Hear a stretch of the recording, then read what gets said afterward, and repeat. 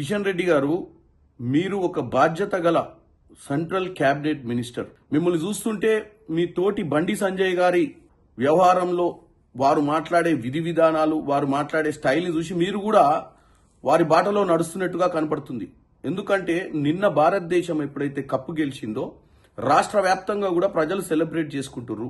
Tank బండి మీద కూడా చాలా మంది అక్కడికి చేరి ఆ విజయాన్ని వాళ్ళందరూ కూడా సెలబ్రేట్ చేసుకున్నటువంటి పరిస్థితి మనం గమనించినాము.